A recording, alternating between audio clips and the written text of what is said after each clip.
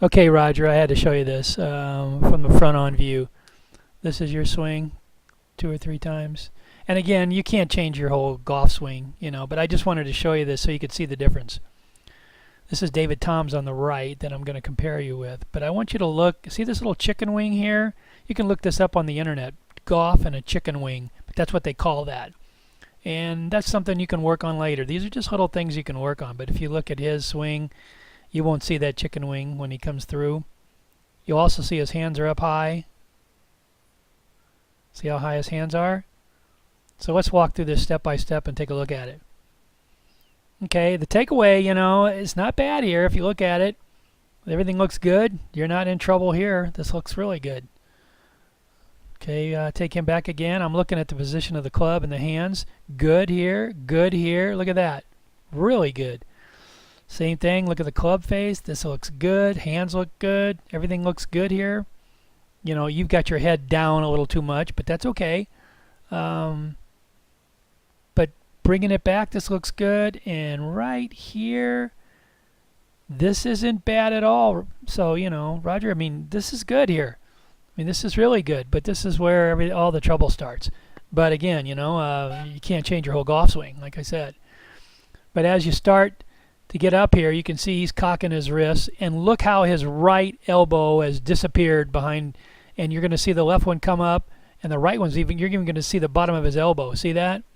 Now look at yours. See this separation here? That's because you're not cocking your wrist and keeping your right elbow into your side and getting your hands behind you. Remember I said you're just lifting, and so that right elbow is up high, and the two hands are separated there, and that's not good. I think that's what Terry Martin was telling you about. And if you look there on the right-hand side, you can see how, look at his hands, how far away and above his head they are. If you look at yours, you're already done here. That's about as far as you're going to go. And look at that heel off the ground. His is a little bit off the ground, but yours is way off the ground.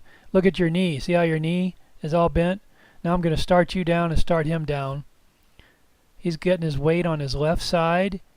He's bumping and starting to turn, and look at that right elbow. Now look at yours. See the separation here? But again, this is something that you can work on at a later date. You just want to put a band-aid on your swing for now. I just wanted to show you this so you could see the difference. You can see his right elbow dropping down.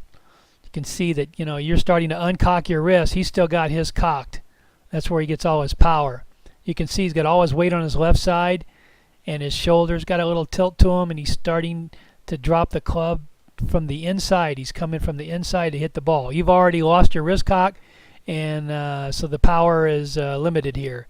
His hands are ahead of the club, and at impact, he's perfect here, which is what he should be behind the ball. His head's behind the ball. Your head is right even with the ball.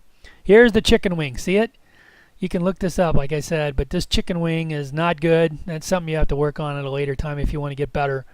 But see how his hands roll over, his right hand rolled over his left hand, and there's a big arm stretch there.